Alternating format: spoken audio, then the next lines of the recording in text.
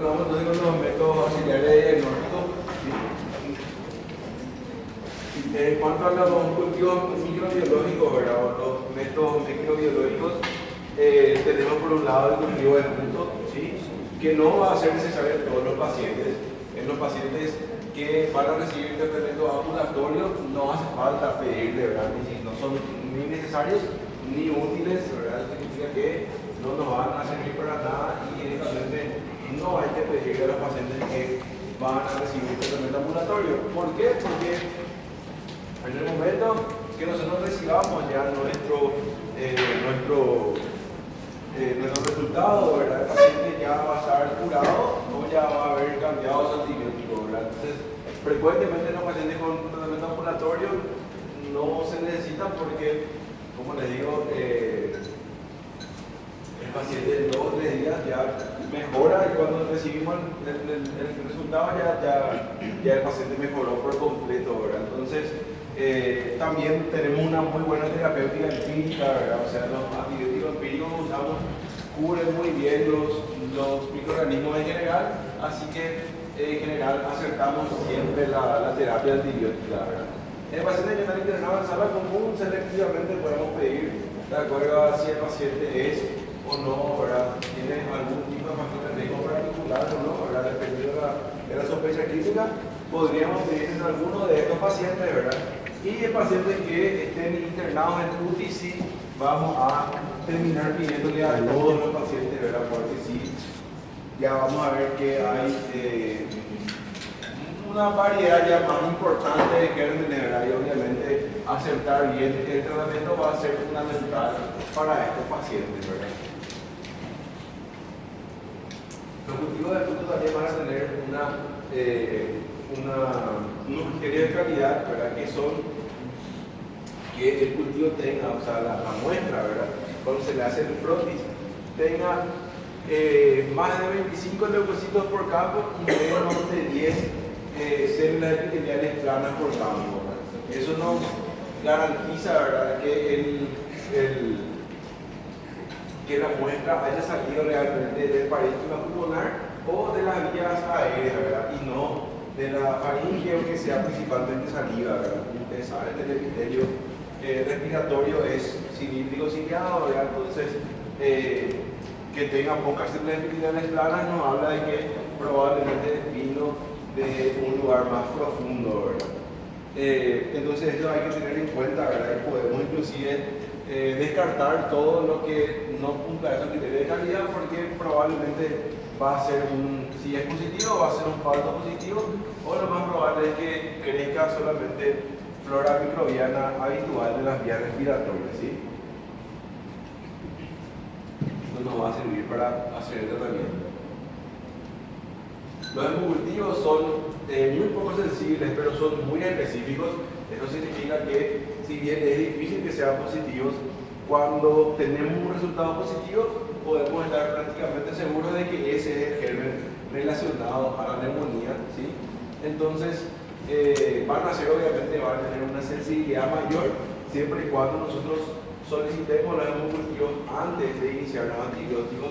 Pacientes que ya vienen tomando antibióticos, ya vienen recibiendo antibióticos, sea en el hospital o sea de forma ambulatoria, y van a tener un rendimiento mucho menor, ¿verdad?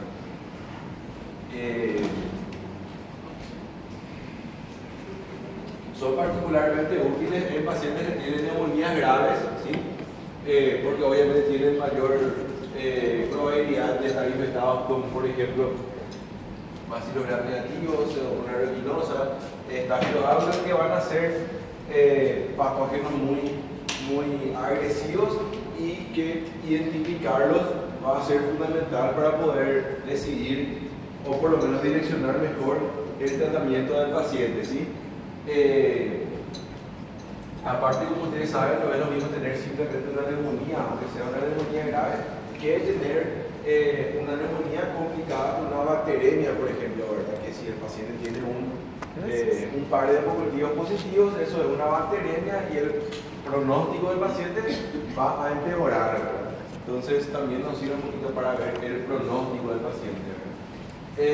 Y cuando el paciente tenga algún tipo de factor de riesgo, por ejemplo, aplenia, ¿verdad? O sea, no tenga base, vaso, tenga déficit de algún tipo de inmunidad, ¿verdad? Falta del complemento, o inclusive enfermedades hepáticas crónicas, también nos va a ayudar, ¿verdad? O sea, siempre que sospechemos un germen relativamente agresivo o relativamente fuera de lo común, podemos pedir hemocultivo, ¿verdad? Pero siempre teniendo en cuenta que su rendimiento es muy, pero muy bajo, ¿verdad? No van a ser, no esperemos depender 100% de los hemocultivos, ¿sí?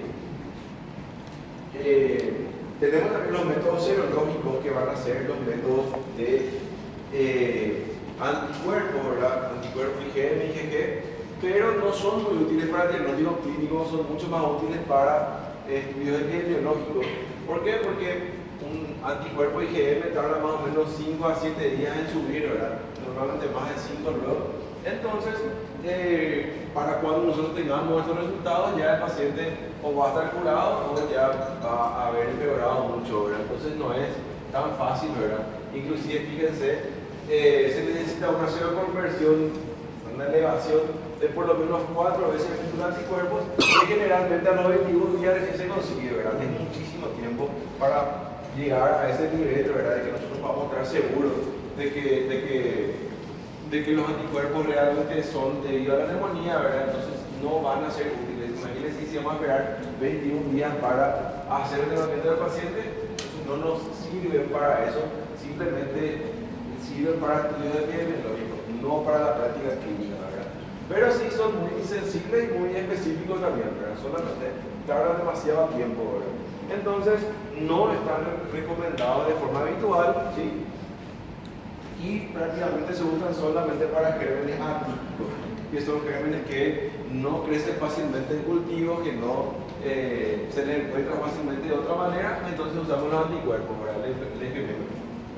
Legionella neumófila, Clamidófila pneumoniae,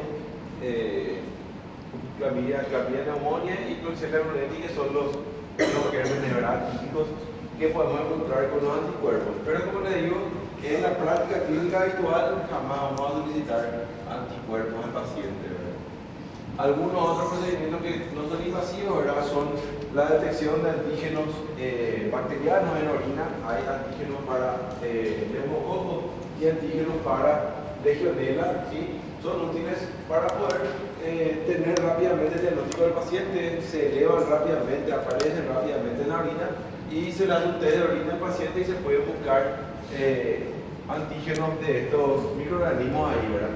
Nos sirve sobre todo para descartar la posibilidad de que haya legionela, ¿verdad? A veces le hacemos el test de legionela al paciente, podemos descartar la legionela y podemos reducir un poquito más el espectro antibiótico, ¿verdad? Para cuando ya sabemos que no hay legionela, ¿sí? Pero, como ustedes ven, si bien es máxima, ¿verdad? A las 6 semanas la creación del antígeno puede durar a veces inclusive meses, ¿verdad?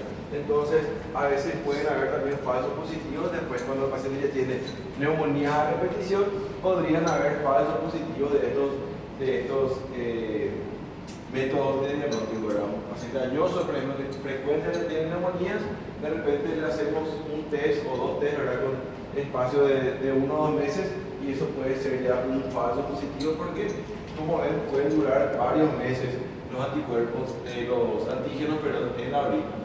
Pero tienen una sensibilidad muy buena y una especificidad muy alta, ¿verdad? O sea que si es que están presentes los gérmenes, probablemente nos vamos a encontrar con estos métodos de diagnóstico y podemos estar seguros de que cuando salen positivos, realmente es porque esos gérmenes están presentes, ¿sí?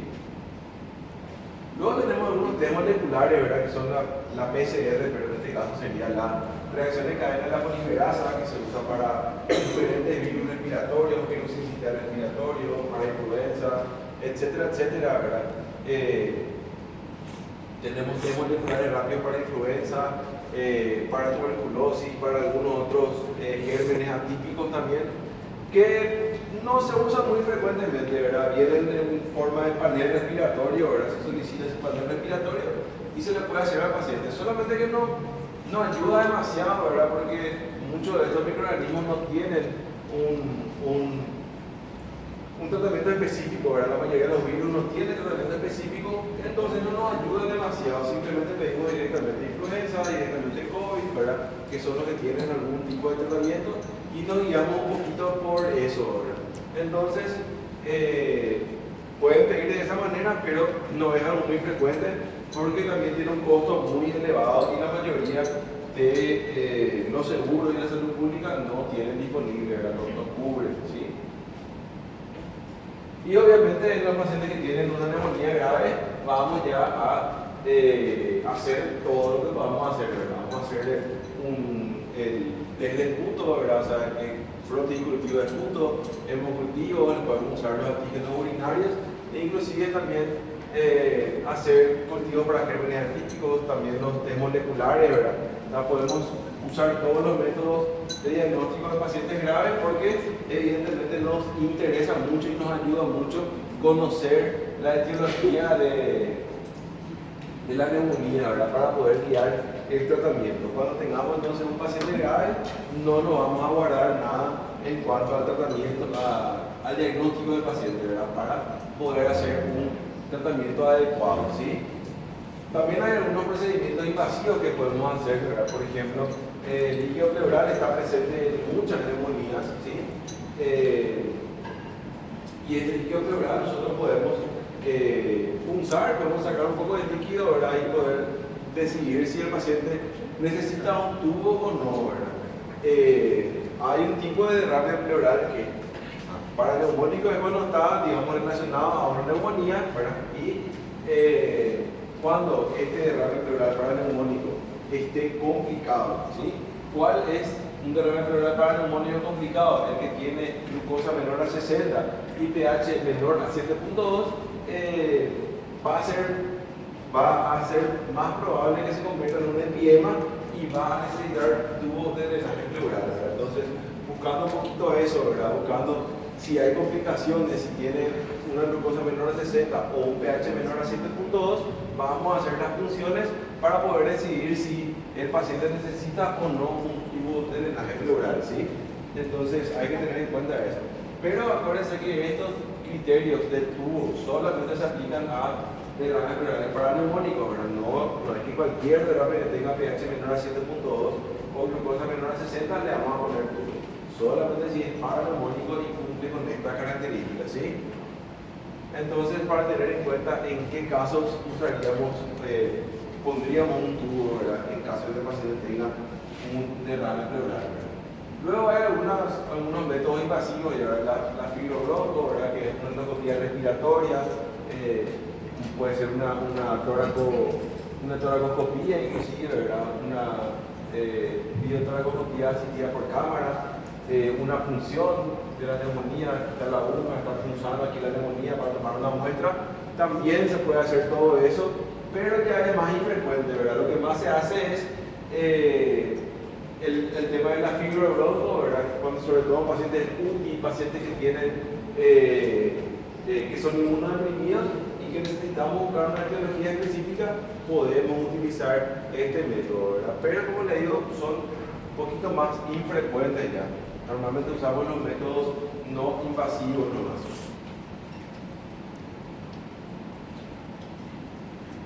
Bien, y algunos factores de mal pronóstico, ¿verdad? Para que vean nomás la cantidad de factores que pueden asociarse a mal pronóstico de la neumonía, ¿verdad? No es para que pierdan la memoria, sino para que se den cuenta de que hay muchísimos factores que influyen, ¿verdad? Sobre la evolución de esta neumonía, ¿verdad? Que el paciente tenga algún tipo de insuficiencia orgánica, sea renal, hepática, respiratoria de base, ¿verdad? Que tenga edad avanzada, que tenga una leucocitosis muy importante o una leucopenia, que tenga temperatura muy elevada, que tenga temperatura muy baja, ¿verdad? Que esté anémico, que esté con insuficiencia renal, etcétera, etcétera, ¿verdad? Que esté hipotenso, que esté confuso. Hay un montón de factores de mal pronóstico, ¿verdad? Como les digo, no hace falta que aprendan de memoria, pero para considerar que hay muchísimas cosas que le afectan a la neumonía y obviamente ustedes cuando ven un paciente con neumonía tienen que tener eso en mente, ¿verdad? Tienen que pensar que cualquier paciente que tenga algún tipo de factor de riesgo, y como les digo, son muchísimos, es un paciente que tiene un mayor riesgo de fallecer, ¿verdad? De tener una neumonía grave. Y obviamente hay gente que agarró y hizo una escala con esto, ¿verdad? Imagínense si tienen la urgencia, van a estar evaluando todo esto, ¿verdad? Es prácticamente imposible, no hay forma de hacer todo eso en la urgencia, ¿verdad? Por suerte, esas escalas largas casi no usamos, ¿verdad? Sino que usamos escalas un poquito más cortas, ¿verdad? Como la de Club 65, ¿verdad? Que es la más útil, ¿verdad? Y que se demostró que no es inferior a las otras escalas para poder valorar la gravedad de la neumonía, ¿sí? Entonces, esta es la escala que sí quiero que ustedes manejen, que ustedes aprendan, porque es la que les va a servir realmente para poder estratificarle a sus pacientes, ¿verdad? Y decidir qué hacer. Tiene 5 variables, ¿verdad? Confusión mental, hipotensión arterial, frecuencia respiratoria elevada, urea elevada, ¿sí? Y edad mayor a 65 años, ¿verdad? Obviamente con ciertos criterios, ¿verdad? La confusión mental no hace falta exclusivamente hacer el test mental, ¿verdad? Sino que fácilmente nos damos cuenta del paciente si está lúcido, si no está lúcido, si sabe dónde está, si está nubilado, si está confuso. Entonces es relativamente fácil de evaluar eso, ¿verdad? La urea, que su valor normal es más o menos 42, 45, dependiendo de qué laboratorio estén usando, ¿verdad? O sea, cualquier pequeña elevación de la urea, ¿verdad? 50, que es poquísimo, ya es suficiente como para que el paciente sume un punto más, ¿verdad? Como le dije, frecuentemente estos pacientes están deshidratados, entonces eso nos indica mayor gravedad también de la neumonía, y por eso está eso como un criterio también de gravedad, ¿sí? O como un factor de riesgo. La frecuencia respiratoria mayor a 30 y una presión arterial menor a 90 en la sistólica o menor a 60 en la diastólica, cualquiera de las dos que esté presente nos suma un punto más. Finalmente, la edad superior a 65 años, ¿verdad? Eso nos lleva a este cuadrito, ¿verdad? Que, como le digo, no es solamente importante saber cómo se llama la escala o saber qué hay en la escala, sino para qué sirve la escala, ¿verdad? Porque yo puedo saber todo el resto de las cosas, pero si no sé en qué situaciones aplicar y para qué aplicar la escala, no me va a servir demasiado, ¿verdad? Entonces, esta escala de Club 65 lo que me dice es qué posibilidades de fallecer tiene el paciente, ¿sí? Cuánto riesgo de morir tiene el paciente. Cuanto menos puntos tenga, obviamente menos posibilidades de morir, ¿verdad? Si tiene hasta un punto, podemos hacerle un tratamiento ambulatorio, ¿sí? Si tiene 2 puntos, podemos considerar este tratamiento ambulatorio y tratamiento hospitalario, ya dependiendo del criterio médico, ¿sí? Ya va a tener una mortalidad un poco superior, más o menos 1 de cada 10 podría morir de esos pacientes. Si tiene más de 3 puntos ya, 3 o más puntos, ya tiene una mortalidad bastante alta, ¿verdad? 1 de cada 5 va a terminar falleciendo y tendríamos ya que sí o sí hacer un tratamiento en sala común como mínimo. Y cuando tienen ya más de 3 puntos, ¿verdad? 4 o 5 puntos, tenemos que pensar en la posibilidad de mandarle a UTI al paciente, ¿verdad? De cualquier manera, no siempre es necesario aplicar la escala luego, ¿verdad? Sino que muchas veces la lógica, ¿verdad? Y el buen ojo clínico ya nos dice qué paciente va a necesitar realmente UTI y qué paciente va a poder tratarse de forma ambulatoria, ¿verdad? Depende mucho de cómo yo le vea al paciente, de qué posibilidades yo veo de que el paciente vuelva a la consulta o no finalmente, ¿verdad? Entonces, de eso depende mucho, ¿verdad? También del ojo clínico, no exclusivamente guiarse por la escala, ¿verdad? Y los criterios de ingreso a UTI, ¿verdad? Que no, tampoco tienen mucho secreto, ¿verdad? El hecho de que el paciente esté necesitando intubarse, ¿verdad? De hecho, séptico, obviamente es un criterio de ingreso, ¿verdad? No hace falta aprender eso de memoria, es bastante lógico, ¿verdad? Lo mismo que esté con una hipotensión, que esté con una PAFI muy baja, ¿verdad? O sea, que esté ya con insuficiencia respiratoria importante, que tenga un 65 muy alto, o lo último, que tenga un 65 muy alto, ¿verdad? No hay mucho que decir ahí. Normalmente cuando le vemos a un paciente está hipotenso, no responde a las cargas, no mejora, no está brindando bien, necesita intubarse o está con alta demanda de oxígeno, lo mejor es meterle a UTI, ¿verdad? Porque es un paciente inestable y que fácilmente puede terminar complicándose, ¿verdad? Entonces, en este tipo de pacientes, lo mejor es elegir útil para no complicarse, ¿verdad? Bien, ¿y qué tenemos que tener en cuenta al elegir antibióticos? Tenemos que pensar en cuál es el patógeno más probable que tenga el paciente, ¿verdad? Según factores epidemiológicos, según factores de riesgo que tenga el paciente, según las comorbilidades y siempre considerando si el paciente utilizó antibióticos previamente o no, ¿verdad? Entonces, va a ser importante tener un poquito todo eso en cuenta para poder definir qué antibiótico utilizar, ¿verdad? Entonces, ¿cómo le vamos a tratar a nuestros pacientes? Vamos a, obviamente, así como le dije, vamos a, por un lado, dividir de pacientes que van a tener un tratamiento ambulatorio, pacientes que van a tener un tratamiento ya intrahospitalario, pacientes que van a tener que internarse para hacer el tratamiento, ¿verdad? Es pacientes que no tengan ningún factor de riesgo, que no tengan sospecha de resistencia y sean pacientes ambulatorios, súper tranqui, podemos darle un betalactámico o un macrólido, ¿verdad? Podemos elegir uno de los dos. Betalactámico, amoxi, por ejemplo, amoxicillin, y macrólidos, acitromicina es lo que más se usa, o claritromicina, que son los dos, ¿verdad? Acuérdense siempre que los macrólidos cubren preferentemente gérmenes atípicos y los betalactámicos no cubren gérmenes atípicos, ¿verdad? Entonces, nos va a ayudar un poquito más en ese sentido. El macrólido hace los atípicos y el betalactámico más para los gérmenes un poco más comunes, ¿verdad? Pero podemos usar sin problema una monoterapia en estos pacientes que van a hacer tratamiento ambulatorio, ¿sí? En pacientes internados ya en sala común, ¿verdad? Pacientes que tienen un poquito más de gravedad, lo ideal es combinar, ¿verdad? Podemos combinar, por ejemplo, un betalactámico con un macrólido, ¿verdad? Entonces aseguramos la cobertura tanto de los gérmenes más comunes como de los gérmenes considerados atípicos, ¿verdad? O hacer una monoterapia con una fluoroquinolona respiratoria, ¿verdad? Tenemos Leo, Moxi, Gati, Fluoxacina, acá en Paraguay no hay Gati, ¿verdad? Pero igual.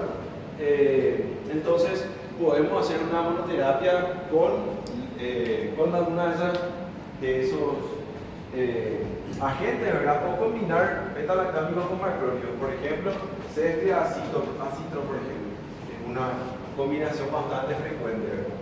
Consideren que las fluoroquinolonas sí tienen una mejor cobertura ya para atípicos, entonces ya tienen un espectro más extendido, por eso que podemos usar sin problema en monoterapia, inclusive en pacientes internados, ¿sí? Y en pacientes que estén internados en UTI ya siempre vamos a ir a una terapia combinada, eso no hay opción. Inclusive si usamos fluoroquinolonas, vamos a hacer sí o sí terapia combinada, ¿verdad? Y podemos combinar en ese caso, ¿verdad? Un macrólido con un betalactámico o una fluoroquinolona con un betalactámico. Fíjense que el betalactámico siempre va a estar presente, ¿verdad? Y obviamente, dependiendo de la gravedad del paciente, vamos a usar antibióticos un poco más fuertes, ¿verdad? Tenemos amoxi, amoxicillin, tenemos pipiratazo o inclusive carbapenémicos, ¿verdad? O sea, hay varios escalones que podemos ir subiendo, siempre idealmente combinado con una fluoroquinolona respiratoria también. Y fíjense dos cosas. Lo primero es que si el paciente tiene una neumonía con baja gravedad, ¿verdad? Que necesita tratamiento ambulatorio nomás, podemos hacer un tratamiento de hasta 5 días nomás. No hace falta prolongarle 10, 14 días al paciente. Si la neumonía es leve, en 5 días tenemos buenos resultados, el paciente no tiene recaídas y disminuimos los efectos adversos del antibiótico. Recién cuando hay una mayor gravedad de la neumonía vamos a pasar a tratarle al paciente de 7 a 10 días o inclusive hasta 14 días si es que el paciente no tuvo una buena respuesta, ¿verdad? Pero fíjense, como les digo, que no hace falta prolongar necesariamente el tratamiento. Cuanto más corto, mejor, ¿verdad? Y ya son guías y ideas, ¿verdad? Que salieron hace muchísimo tiempo, ¿verdad? De las guías de sepsis ya desde 2013, 2015, que ya se estaba tratando de usar, ¿verdad? Antibióticos durante mucho menos tiempo. Lastimosamente nosotros los médicos tenemos miedo todavía y muchas veces no nos actualizamos, pero estamos completamente avalados para usar tratamientos antibióticos más cortos, ¿verdad? Solamente si hay mala respuesta del paciente o si no, o si es una neumonía relativamente grave, podemos prolongar un poquito más, pero no tengan miedo de darle un tratamiento, entre comillas, corto al paciente, ¿verdad? Porque tiene muchos beneficios en cuanto a los efectos adversos y el desarrollo de resistencia también, ¿sí? Y estos van a ir viendo, ¿verdad? También que dense cuenta de una cosa, ¿verdad? Esto también siempre le digo a los alumnos, ¿verdad? Porque quiero que le queden algunas enseñanzas. Fíjense en los libros, ¿no? Ningún libro jamás en la vida, ¿verdad? Dice, por ejemplo, que le haga tratamiento ambulatorio a tu paciente con ceftriaxona. Ceftriaxona es un antibiótico, ¿verdad? Cefalosporina tercera, que es intravenosa, ¿verdad? No existe tratamiento ambulatorio con medicamentos intravenosos. El paciente está internado o no está internado. Si ustedes deciden hacerle tratamiento ambulatorio al paciente, porque obviamente no requiere internación, no le vayan a dar medicamentos intravenosos. No tiene sentido eso de ponerle una guía al paciente y venir cada 24 horas para ponerte su ceftia, porque te ve el tratamiento ambulatorio, pero con guía. No, en ningún libro, en ninguna guía de neumonía, en ninguna parte dice eso. Ningún libro dice que la ceftriaxona tiene mejor efectividad que la moxi por vía oral, por ejemplo, ¿verdad? Salvo que el paciente tenga mala absorción, que el paciente tenga, no sé, vómito, qué sé yo, pero ahí tranquilamente le puedes internar también, ¿verdad? O sea, salvo que, como te digo, el paciente esté demasiado bien clínicamente, satura súper bien, está un genio, ¿verdad? Pero, no sé, tiene mala absorción y por eso le va a dar, ¿verdad? Intravenosa. Pero yo frecuentemente veo pacientes jóvenes, pacientes de 24, 25 años, que la mayoría no tienen neumonía y encima le hacen tratamiento con ceftriaxona intravenosa otra vez. Y el paciente tiene que comprar su ampolla, que es mucho más cara de comprar un medicamento vía oral, y tiene que irse cada 24 horas a aplicarse la ampolla. No hagan esas cosas. En ninguna parte dice no vayan a inventar cosas que no existen en los libros, ¿sí? O es ambulatorio o no es ambulatorio, ¿sí? Si le quieren internar, internenle, pero internenle de verdad. No vayan a ponerle guía y mandarle a su casa al paciente. Eso no tiene ningún sentido y, como les digo, nunca jamás en ninguna guía van a ver eso, ¿verdad? No sé si más adelante va a salir, pero yo nunca vi mi guía, ¿sí? En un slide anterior, donde se habla sobre los pacientes IUTI. ¿Sí? Quería una información donde se utiliza lactólogos más beta-lactólico o puro, quinolona más beta-lactólico. Então, mais beta-lactólico ou se utiliza o beta-lactólico com o fluoroquinolona? No, mira. Acroquino más beta-lactámico o proquinolona más beta-lactámico. Ah, sim, sim, está bien. Sí, gracias.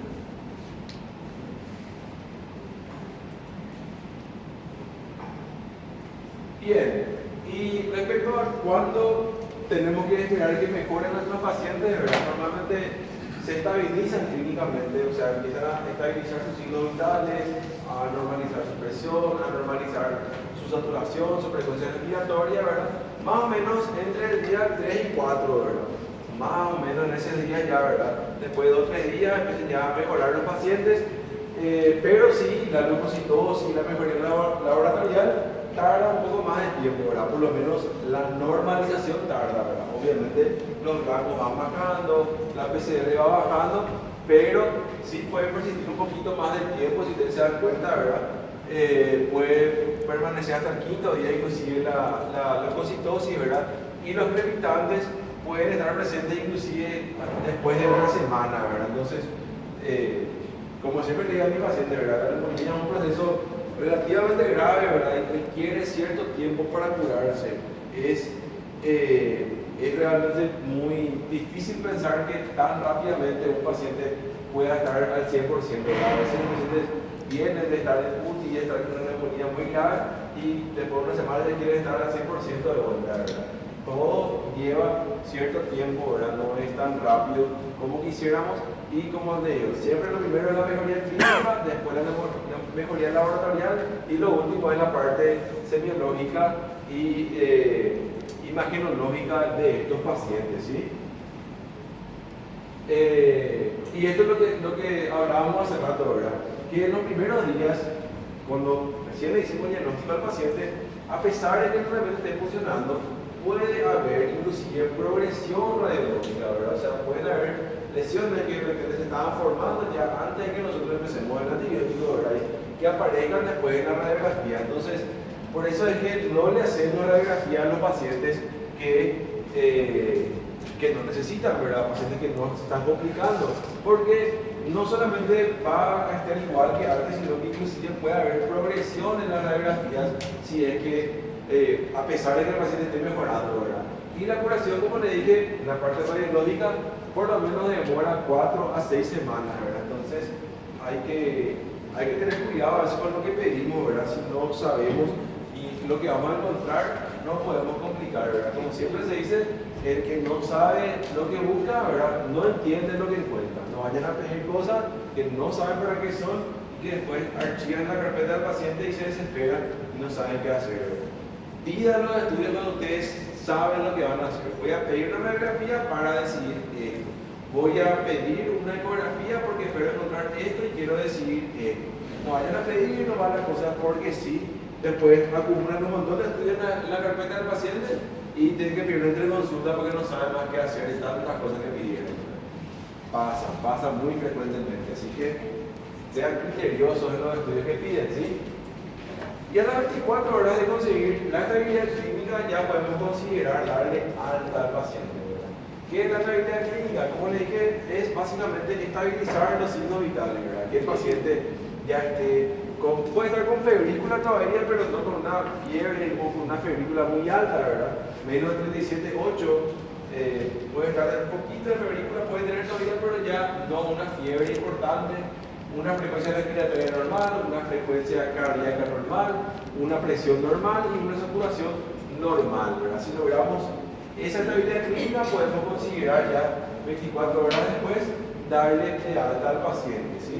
Y obviamente que el paciente pueda tomar la medicación vía oral, si el paciente está vomitando, no le vamos a mandar a la casa, ¿verdad? Si el paciente todavía no puede comer, si el paciente no se alimenta bien porque tuvo una ACV, por ejemplo, no tiene zona nasogástrica, lo que sea, ¿verdad? O está todavía con una alteración del estado mental, con la que vino, no mejoró del todo y no colabora para la alimentación, lo mejor obviamente va a ser no mandarle a la casa porque lo más probable es que se deshidrate y vuelva, ¿verdad?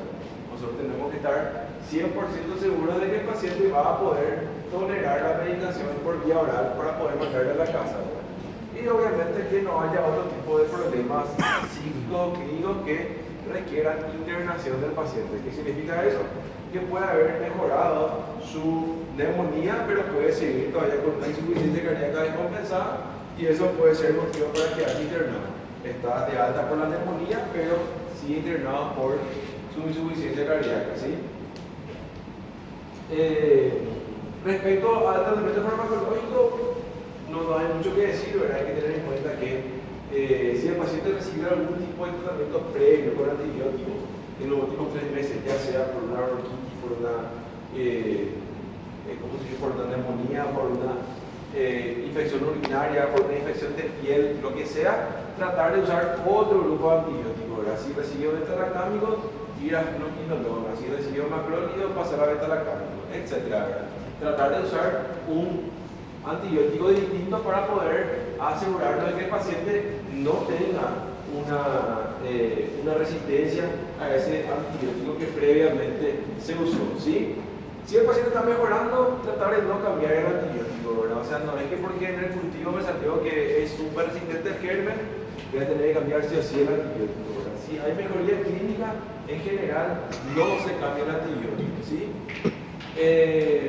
Y tenemos que empezar lo contrario, ¿verdad? Si el paciente no mejora en 48 a 72 horas, continúa igual, sigue hipotenso, sigue confuso, no vemos mejoría laboratorial, ¿verdad? Etcétera, etcétera. No hay una mejoría general, no se estabiliza clínicamente el paciente, hay que considerar cambiar la terapia antibiótica, ¿verdad? Después de 2 a 3 días.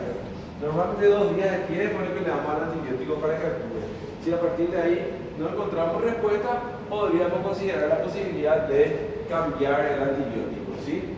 También hay que pensar siempre que estos pacientes a veces pueden tener comorbilidades descompensadas. ¿Qué significa eso? Que puede ser que su disnea no sea solamente porque tiene una neumonía, sino que puede tener tener un EPOC, ¿verdad?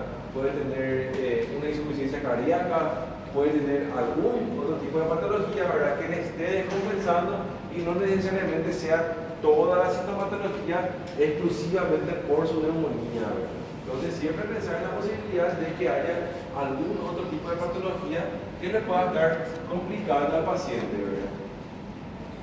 Lo que le dije ya antes, ¿verdad? Que la clínica del paciente tiene más peso que los resultados microbiológicos, ¿verdad?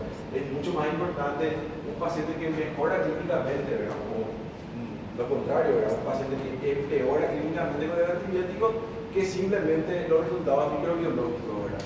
Entonces hay que mirar un poco todo y siempre darle un poquito más de importancia a la clínica del paciente, ¿verdad? Y lo último, el hecho de que el paciente no mejore clínicamente no siempre quiere decir que elegimos mal el antibiótico, ¿verdad? Se hicieron muchos estudios y se ve que a pesar de que hay una buena elección de antibióticos, muchas veces los pacientes no responden por esos factores de riesgo que tienen, o es diabético, o tiene insuficiencia renal, o tiene neumonía disminuida, etcétera, etcétera, ¿verdad? O sea, hay muchos factores del huésped que influyen sobre los cuales nosotros obviamente no podemos necesariamente actuar, ¿verdad? No podemos cambiar, por lo menos a corto plazo. Entonces, no pensar siempre que es simplemente ponerle mejores antibióticos o más fuertes los antibióticos al paciente van a hacer que el paciente mejore, ¿verdad? Muchas veces, y gran parte de hecho de la respuesta del paciente a la terapéutica depende también de la respuesta inmunitaria del paciente. Entonces, no siempre es útil simplemente cambiar el antibiótico, sino que hay pacientes que lastimosamente no van a tener una buena respuesta independientemente del antibiótico que usemos, ¿sí? Essa informação anula, o senhor falou em cima, ali em cima o senhor falou que se não tiver uma melhora em 48 ou 72, troca antibiótico. Aí agora no último.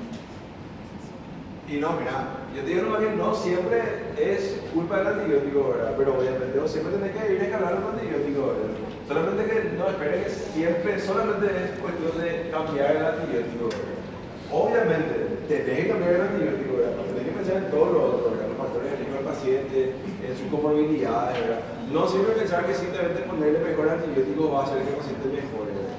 Eso sobre todo también sirve para transmitirle eso a los familiares, ¿verdad? Los familiares dicen, pero el antibiótico que te pusiste, luego no le cambiaste los antibióticos a tiempo, ¿verdad?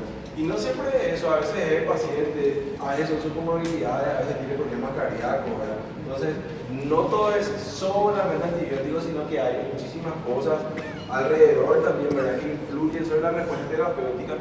Y como te digo, se hicieron estudios respecto a eso y se vio que muchísimas veces la no respuesta era principalmente por la, digamos, falta de inmunidad del paciente, ¿verdad? Por una mala respuesta inmunitaria del paciente. E essa melhora de 40 e 72, ela se espera o paciente médico, grave, todos os três? ¿Qué cosa? Essa melhora de 48 horas a 72, ela é igual, se espera isso de pacientes leves, moderados e graves, todos os três? A partir de 48 horas tem que haver uma mudança? Y sí, claro, tiene que haber ya una mejoría, ¿verdad? Obviamente puede ser que el paciente que esté muy grave, ¿verdad? No se estabilice, ¿verdad? Por ahí no va a mejorar, pero ponerle, por ejemplo, puede requerir menos noradrenalina, por ejemplo, requerir menos cantidad de oxígeno, ¿verdad? Por ahí no le va a sacar el oxígeno, pero va a conseguir disminuir ese oxígeno, ¿verdad? Por ahí entró con 25.000 blancos y ahora tiene 17.000, ¿verdad? Entonces, obviamente por ahí no va a ser que va a estar 100% ya, pero va a haber ya una progresión hacia una mejoría, ¿verdad? Ahora, si el paciente continúa febril, sus blancos no bajan, sigue con los mismos requerimientos de oxígeno, ¿verdad? O sea, vos no ves en general un cuadro clínico que está progresando favorablemente, podés considerar que cambiar el antibiótico, ¿verdad? A pesar de que sea un paciente grave, ¿verdad? Lo ideal sería que en las primeras 48 horas ya haya un cambio, algún cambio sí o sí tiene que ver. Cuanto más grande ese cambio, obviamente, mejor. Hay diagnóstico diferencial que no es muy importante, ¿verdad? Solamente para tener en cuenta que hay varias patologías que pueden, como le dije ya varias veces en la clase, simular, digamos, una neumonía o parecerse a la neumonía. la exacerbación de POC, el síndrome gripal, el asma, la bronquitis aguda, etcétera, son patologías que pueden dar fiebre, pueden dar tos, pueden dar disnea, pueden dar catarro, pero con radiografía normal podríamos pensar en una de estas posibilidades, ¿verdad? Y con radiografía normal, ¿verdad? Insuficiencia cardíaca, exacerbación de la fibrosis pulmonar idiopática, bronquiectasia, vasculitis, etcétera, ¿verdad? Que pueden dar también síntomas similares y alterar un poquito la radiografía, ¿verdad? O sea, tampoco es, como siempre les digo, que todo lo que vemos es necesariamente neumonía, ¿sí? Algunas son un poquito distintas, digamos, ¿verdad? Hay que pensar también en otras posibilidades a veces. Y lo que veníamos hablando un poquito de... que mira, mentira, no es de otro documento aquí. Está nomás la referencia, por el cambiar la diapositiva. Lo que les decía, ¿verdad? Respecto a la mejoría terapéutica de los pacientes, ¿verdad? Hay ciertos factores que se asocian a un mayor riesgo de fracaso, ¿verdad? O sea, que hacen que los pacientes tengan más posibilidades de no responder al antibiótico. Y esos son que tengan una neumonía más grave, ¿verdad? En primer lugar, en este caso hicieron con el índice PSI, que es un índice también como el 65, pero mucho más largo, que tenga una neumonía multilobar, que tenga complicaciones como derrame pleural, que tenga enfermedades hepáticas, leucopenia o que tenga cavitación, ¿verdad? Todo esto va a hacer que el paciente tenga menos respuesta a los antibióticos, ¿verdad? Y a su vez, hay algunos que se asocian a menor riesgo de fracaso, o sea, que hacen que el paciente tenga más posibilidades de responder, ¿verdad? Y son el EPOC, la vacunación antigripal, ¿verdad? Que disminuye la frecuencia de neumonías tanto por influenza como inclusive neumonías bacterianas, y el tratamiento inicial con quinolona, ¿sí? El EPOC probablemente porque cuando vemos un paciente EPOC frecuentemente damos ya un tratamiento mucho más especializado, diríamos, ¿verdad? Con antibióticos más fuertes o con un seguimiento más estrecho, entonces eso ayuda a que el paciente responda un poquito mejor porque como que tenemos un poco más de cuidado, ¿verdad? No porque el EPOC necesariamente le haga estar bien al paciente, sino porque somos un poco más cuidadosos con los pacientes que tienen EPOC, ¿verdad? Y fíjense que uno de los factores que influye un poquito en el hecho de que el paciente pueda tener un menor riesgo de fracaso es la terapia inicial con quinolona, ¿verdad? Eso es algo que yo hago frecuentemente. Cuando yo creo que el paciente no va a hacer un buen seguimiento, no va a venir más a la consulta, o pienso que la neumonía es un poquito grave, así que estoy entre que le interno y el interno, ¿verdad? Y quiero asegurar que el paciente responda bien, le doy siempre quinolona, ¿verdad? Entonces, y es algo que está asociado a menor riesgo de fracaso, ¿verdad? Pero siempre leo a los pacientes que yo pienso que no van a hacer un buen seguimiento, no van a volver a la consulta o que son pacientes un poquito complicados, ¿verdad? Cuando quiero asegurar, siempre le doy quinolona, ¿verdad?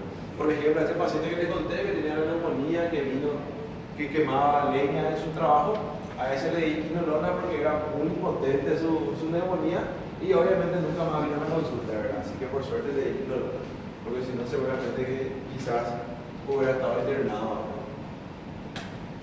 Bien, y por último, para ir terminando nomás ya, hablar un poquito nomás del concepto de la neumonía intrahospitalaria como para tener idea, ¿verdad? Como ustedes saben, la neumonía intrahospitalaria son aquellas neumonías que se inician estando el paciente ya internado, ¿verdad? Después de las primeras 48 horas, ¿verdad? O sea, un paciente se interna un lunes, empieza más o menos el miércoles después de la neumonía y esa es una neumonía intrahospitalaria, ¿verdad? Dentro de la neumonía intrahospitalaria, a su vez, vamos a tener una división importante que van a ser las neumonías intrahospitalarias, tempranas y tardías. Las tempranas van a ser del día 1 al 4, ¿verdad? Y las tardías del día 5 en adelante. ¿Por qué es importante esta distinción? Porque las neumonías intrahospitalarias tempranas van a tener una etiología y una prevalencia de microorganismos muy similar a la neumonía adquirida. La neumonía, y le podemos hacer un tratamiento al paciente con medicamentos similares a los que usamos en la comunidad, Cestria, Levo, etcétera, sin sin muchas vueltas, ¿verdad? En cambio, las neumonías intrahospitalarias tardías, ¿sí? Ahí va a ser un poco más difícil ya, o sea, ya van a haber microorganismos un poquito más agresivos. ¿Qué problema malo? Ya todos firmaron la lista. No. ¿Sí? Y pasen por la lista. Pasen por la lista. ¿Quién tiene la lista? Y pasen. Ahí le enseñó. No pasó. Ah, sí. Bueno, entonces sí. Só faltou a maneira que eu aqui falando sacar dois nomes. Ah, no, tengo más. No me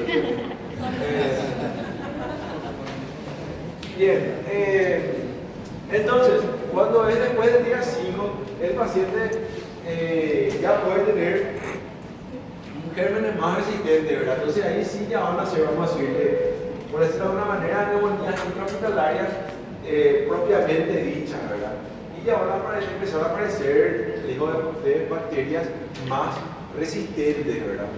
Y hay otro tipo de neumonía, ¿verdad? Que se llama neumonía asociada a los cuidados de la salud. A mí me gusta juntarle a todas en un mismo concepto, porque en realidad las bacterias que aparecen son muy similares, ¿verdad? Y el tratamiento que vamos a hacer también es similar. Estas neumonías,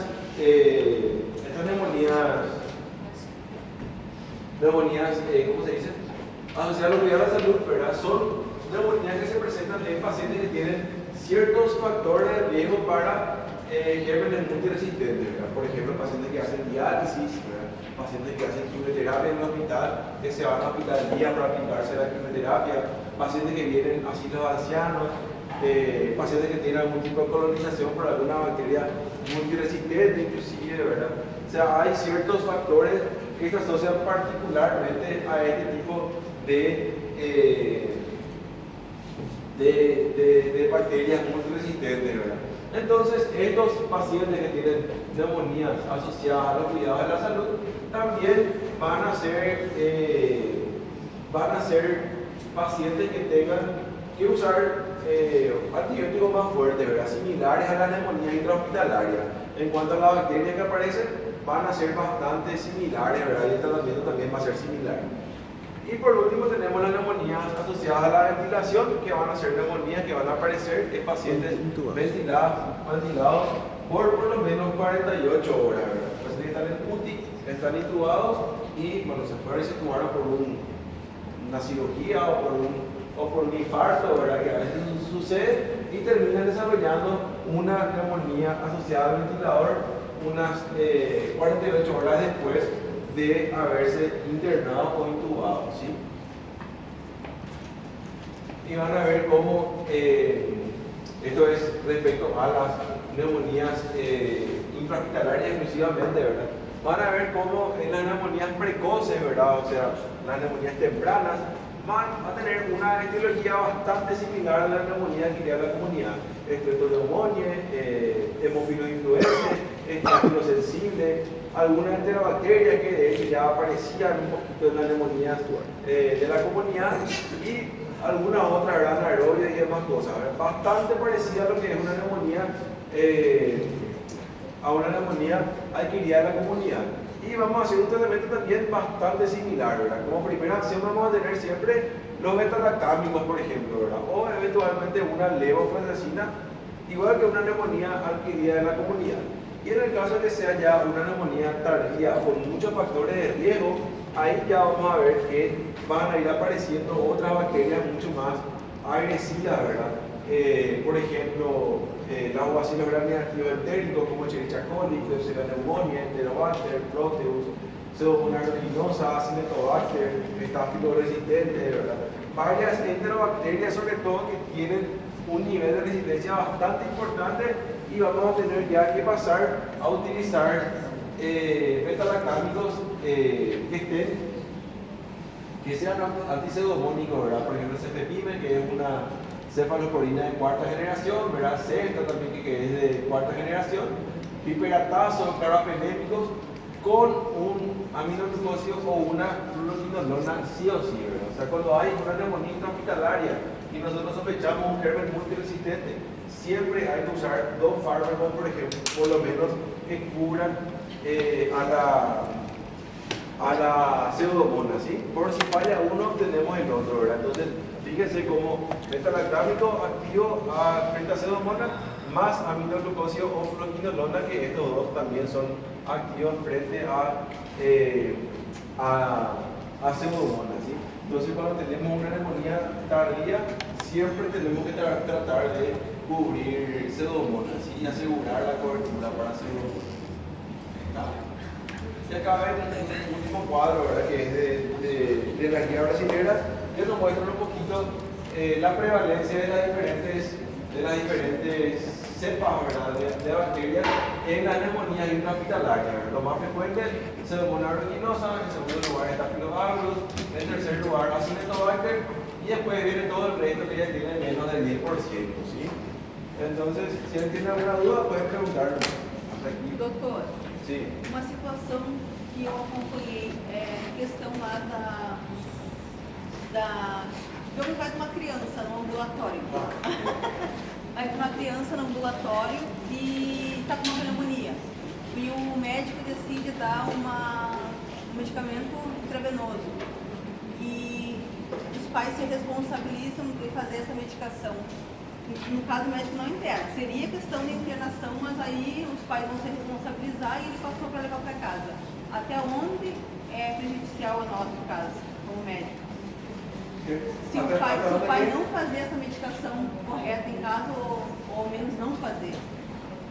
Porque sería cuestión de internación, ¿eh? Y sí, y nada, y la verdad que si vos no tenés ningún documento que te avale, realmente, o sea, viste que vos podés decir, sí, mira, nosotros hablamos con los padres, ¿verdad? Pero yo no sé, eso es realmente un tema medio médico legal, ¿verdad?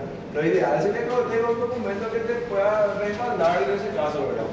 Ahí depende mucho de lo que vos, de cómo vos le veas a los padres, ¿verdad? Hay padres que te dan cuenta que probablemente sí van a cumplir, ¿verdad?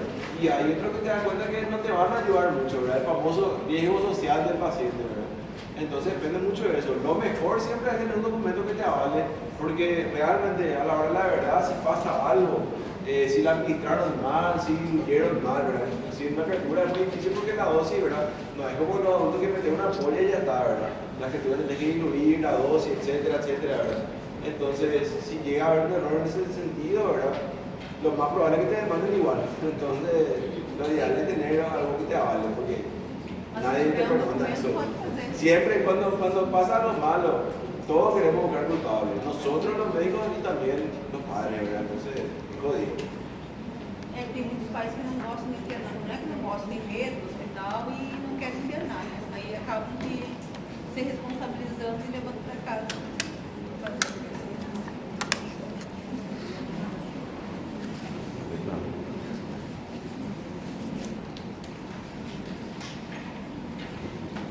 Tem